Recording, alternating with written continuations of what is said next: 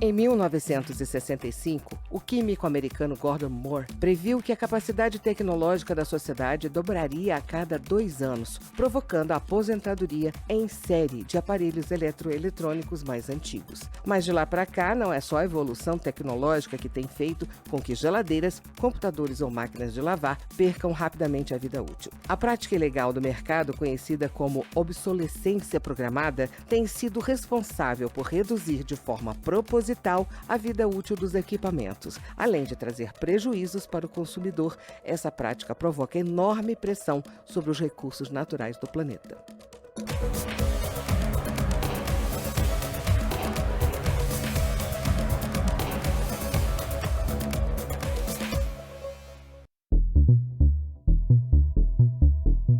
Vamos pegar a televisão, né? Geralmente a garantia são de 3 anos, né? Dada pelo fabricante. E dentro desses 3 anos, no último ano, geralmente no 4º ano, a televisão começa a apresentar defeitos básicos, né? Às vezes um risquinho na tela, às vezes algum detalhe simples. E esse detalhe já é um indício que aquela tela, aquele aparelho vai causar um defeito.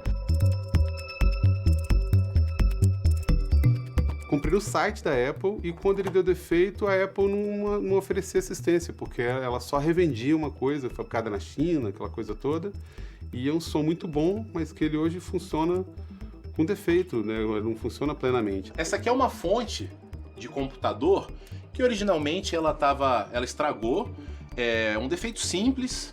Porém, para acessar, né, é sempre um problema, né? Os componentes são muito confinados, né? Nós compramos uma cafeteira e ela funcionou muito bem até que faltava menos de um mês para terminar a garantia. Então nós levamos na assistência técnica que não conseguia consertar porque não tinha peça aqui no Brasil. Então nós entramos em contato com a empresa, tentando agilizar o processo, eles não resolveram, trataram a gente super mal. A gente foi convencido que o vinil era uma coisa obsoleta, que não tinha mais, a tecnologia tinha superado isso, a gente foi convencido a jogar tudo fora e depois comprar os CDs, que depois ficou comprovado que era uma mídia muito menos durável. Esse daqui é um computador antigo de 2006, ele era muito bom, mas um dia parou de funcionar. E nessa altura do campeonato já era um computador antigo, era muito caro consertar, não valia a pena porque não ia rodar mais nada. Eu não quis jogar fora, procurei na internet como poderia resolver o assunto e hoje eu uso ela como televisão.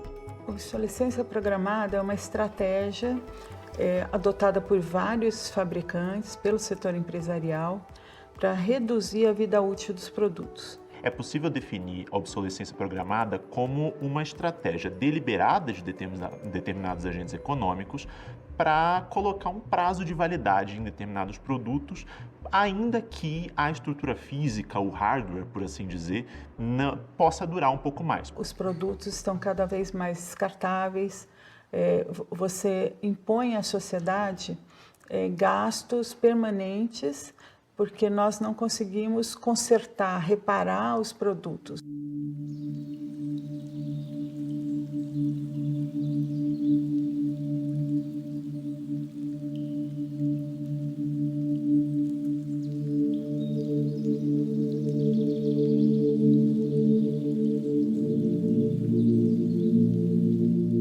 O fenômeno da obsolescência programada, ele é já analógico. Ou seja, nós temos, inclusive, alguns exemplos na jurisprudência dos tribunais brasileiros associados à obsolescência programada de tratores, de automóveis. Na moda, nós temos uma obsolescência perceptiva ou de estilo. As pessoas se sentem obrigadas a estar sempre atualizada com aquilo que é rotulado como está na moda. E é interessante falar que a indústria também produz cada vez mais roupas descartáveis, né? Você coloca na máquina de lavar, em poucas lavagens a roupa está imprestável. Isso é proposital. O produtor tem que enviar o produto que ele quer disponibilizar nas prateleiras brasileiras para ser testado e dentro de uma norma técnica ser avaliado se ele tem ou não qualidade para exercer aquela função. Isso vai ser exercer uma função durante um tempo, a intensidade necessária, né? E tudo isso é aferido por normas técnicas, através de laboratórios certificados pelo Inmetro. Como exemplos da obsolescência programada, como exemplos dessas estratégias, nós temos o defeito, o problema que já está planejado. O fabricante sabe que a bateria ou outra peça importante do celular, ela não vai durar mais do que determinado prazo. E muitas vezes, por exemplo, a tela do celular, se eu for trocar a tela, eu me sinto, eu falo assim, olha, isso é tão caro que é melhor eu comprar um celular novo. Utilizar esse tipo de mau material, porque é mais barato, para a construção de um prédio, né? Utilizar uma quantidade menor de areia ou cimento para a construção de um prédio, ou metais de pior qualidade para construir a barra de direção de um carro, que pode quebrar antes do tempo e ocasionar um acidente bastante sério, isso eu acho que é um ato criminoso. Vamos usar um exemplo doméstico, máquina de lavar. Eu lembro que durante a minha vida com os meus pais, nós só tivemos uma máquina de lavar, que ia para o concerto, às vezes era caro, mas era aquela máquina, né? Ou a geladeira. Hoje em dia é muito frequente, quando o técnico do eletrodoméstico vem consertar, o preço com que ele fala que custa a peça que quebrou, você fala, às vezes mais, quase o total de uma máquina de lavar nova, uma geladeira nova, isso é proposital. Na máquina de lavar, quando eles vão consertar, eles tiram um bloco único, está tudo colado, né? Você não troca pedaços. No celular é a mesma coisa. Isso é proposital, poderia ser diferente. Eu poderia reparar só um pedacinho, mas o desenho, na verdade, o design é feito para funcionar assim, para quando quebrar você ter que tirar o bloco e pagar uma nova máquina, né?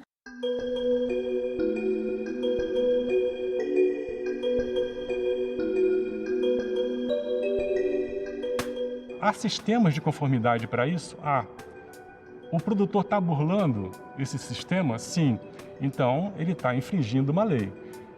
Não foi aferido? Bem, é uma questão do Inmetro ter fiscais suficientes para aferir isso. Mas foi aferido e definiu-se e ele continuou fazendo, bem, aí tem um ato criminoso.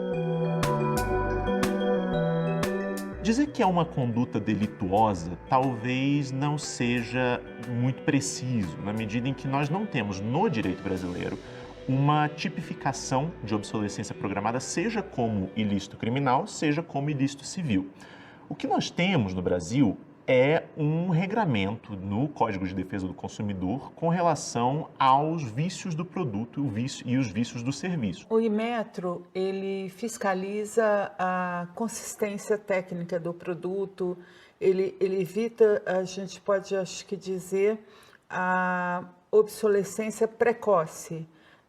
Que determinado produto não saia quebrando no primeiro dia, desmontando logo que você compra. Então é um pouco diferente a obsolescência prematura, isso o Inmetro controla, da obsolescência planejada, programada, que é muito mais séria. Então, se a partir de um exercício de interpretação, numa leitura mais sistemática do Código de Defesa do Consumidor, nós chegamos na ideia, no conceito de obsolescência programada como um vício do produto, portanto, passível de proteção à luz do Código de Defesa do Consumidor. Então, acho que falta legislação, mas o Inmetro ele começa, mas ele não tem ainda as ferramentas, a base jurídica plena para sair do controle da simples quebra prematura para um controle da obsolescência programada.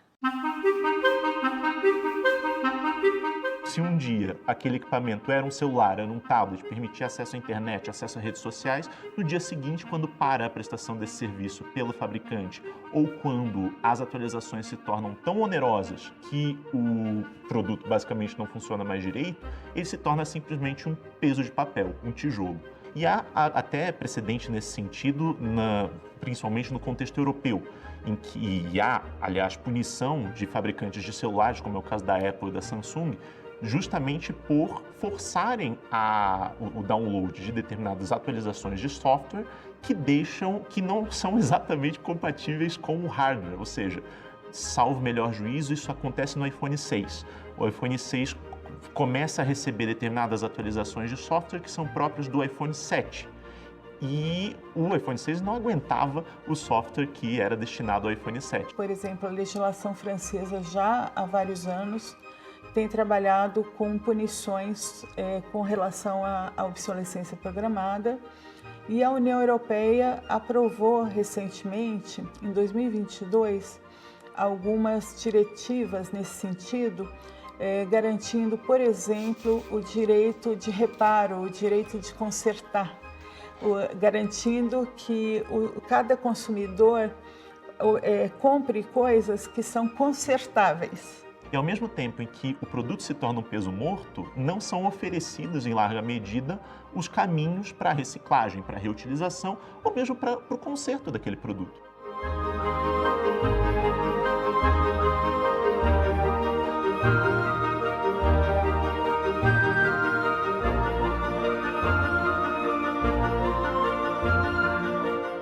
A obsolescência programada, ela gera inúmeros efeitos ambientais negativos.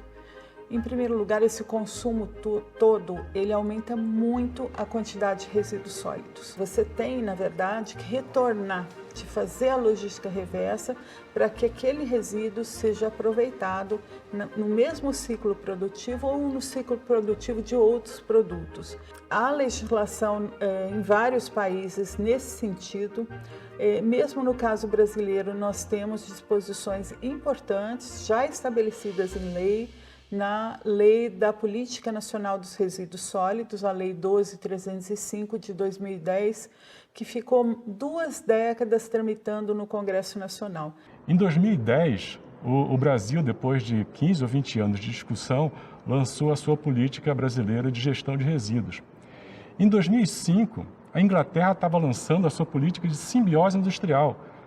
Não existe resíduo, não existe material morto, existe apenas material em outra fase do seu ciclo de vida que pode ser reutilizado. E um capítulo importante da nossa Lei dos Resíduos é o capítulo da responsabilidade compartilhada pelo ciclo de vida dos produtos.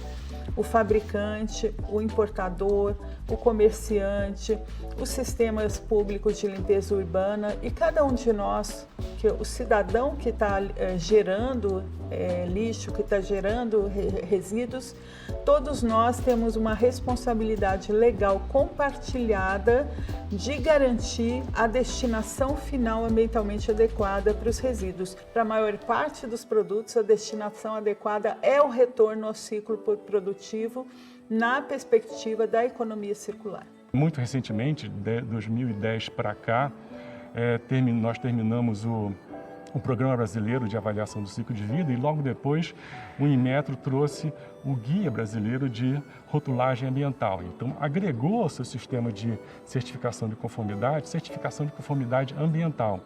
Não só qualidade de uso das diversas funções, mas qualidade também ambiental aos produtos que possam existir no mercado brasileiro.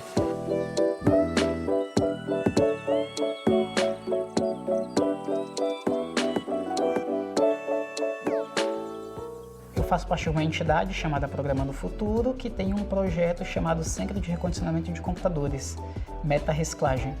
Esse Centro de Recondicionamento de Computadores faz parte de um programa também do governo, pela gestão do Ministério das Comunicações, que visa 3 vertentes. Um é a capacitação, então temos formação para jovens da comunidade em informática básica, montagem de configuração, eletrônica de reparo e robótica, manutenção de celulares, design gráfico. A outra vertente é o recondicionamento e a doação de equipamentos. Então, nós recebemos equipamentos de órgãos públicos, de empresas privadas, de pessoas físicas, vêm para o centro, que é aqui o local, recondicionamos eles e doamos novamente para iniciativas sociais. Aí vai para a biblioteca, escolas públicas, também para estágios de formação lá na ponta. E a última vertente é aquilo que nós não temos condições de uso para ser reaproveitado, nós descaracterizamos, desmontamos e encaminhamos para a reciclagem. Todo equipamento que chega aqui, ele é descaracterizado e dentro deles tem suas preciosidades. Então, uma placa de computador, ali dentro tem metais preciosos, tem ouro, tem prata, tem cádmio, que como são materiais de natureza finita, uma hora vai acabar na natureza. Para apenas uma questão de exemplificação, as últimas Olimpíadas que teve no Japão, as medalhas de ouro, de prata e de cobre, todas elas foram feitas com resíduo eletroeletrônico. Na verdade, uma pequena parte dos resíduos se volta nos sistemas de logística reversa. Varia muito com relação a cada tipo de produto. Por exemplo, no Brasil, o Brasil é campeão mundial no retorno das latinhas de alumínio, de refrigerante, de cerveja. Nós reciclamos mais de 95% das latinhas. Mas na maior parte dos produtos, o Brasil não faz esse retorno. Inclusive produtos que têm legislação nesse sentido, como pilhas e baterias. Temos legislação do Conselho Nacional do Meio Ambiente, o CONAMA, de mais de 20 anos, prevendo retorno de pilhas e baterias, e é difícil até encontrar o local onde você faz esse retorno.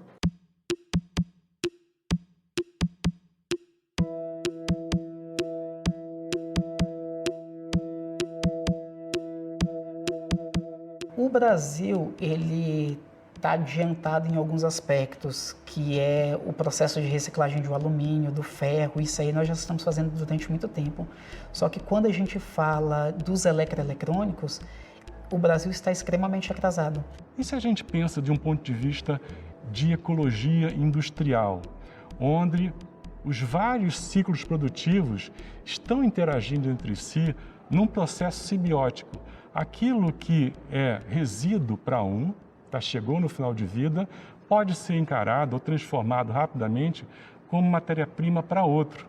Então, aquele mesmo átomo metálico, aquele mesmo carbono, fica passeando por diversos produtos que está sendo vendido e morrendo, e vendido e morrendo, e vendido e morrendo, várias vezes, né, num ciclo, que é o que a gente está agora chamando de economia circular. A lei é de 2010, já tem 13 anos, e os acordos de logística reversa, eles existem, mas, assim, na minha opinião, estão muito aquém do necessário na aplicação prática. É o que acontece com esses metais preciosos num garimpo urbano, né? Existe uma logística de coleta desse lixo eletrônico. Vai para um certo lugar. Esse lixo eletrônico é transformado num bloco metálico totalmente misturado, cobre, ouro, prata, e depois vai para um alto forno para ser destilado. E eu saio com a minha camada de prata, com a minha camada de ouro bem estabelecida, pronta para ser vendida para processadores eletrônicos ou para joias. O garimpo urbano, que é o termo que está sendo utilizado, é justamente porque está retirando os metais preciosos. Ao invés de estar tirando da natureza, dentro das minas, está tirando agora muitas das vezes dos lixões ou dos eletroeletrônicos obsoletos. E hoje no Brasil, por mais que a gente faça parte do processo, igual eu falei, do ferro, do cobre, do alumínio, as placas, que são os principais parte do equipamento que tem os materiais preciosos, nenhum deles é explorado dentro do Brasil. Todos eles são exportados e são extraídos fora do Brasil. Então, o Brasil não tem legislação, não tem planta e ainda não tem regulamentação para poder criar-se o processo de extração aqui no país.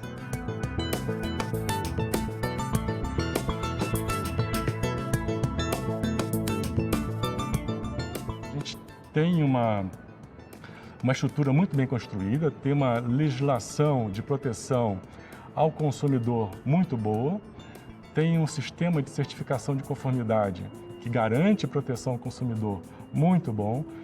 Então, é uma questão de fazer tudo isso funcionar. É um debate que eu acredito que os consumidores, os brasileiros, têm que colocar como pressão para o setor industrial e para os representantes do setor industrial que estão no legislativo, nas diferentes esferas do legislativo, né? Porque os estados também podem legislar nesse sentido, a esfera subnacional. Me parece que já se pode razoavelmente exigir de um fabricante que ofereça o tempo de vida útil para um produto que ele vende. Se eu sei que a vida útil de um produto é de 6 meses, eu não compro. Então, se eu sei que a vida útil é de 4 anos, se eu cuidar bem 5, 6, talvez eu fique mais incentivado a comprar. Acho que isso está relacionado a um direito do consumidor que pode ser pleiteado do fabricante, mas naturalmente que também está associado a uma tomada de consciência do consumidor diante de o que o leva a comprar um determinado produto.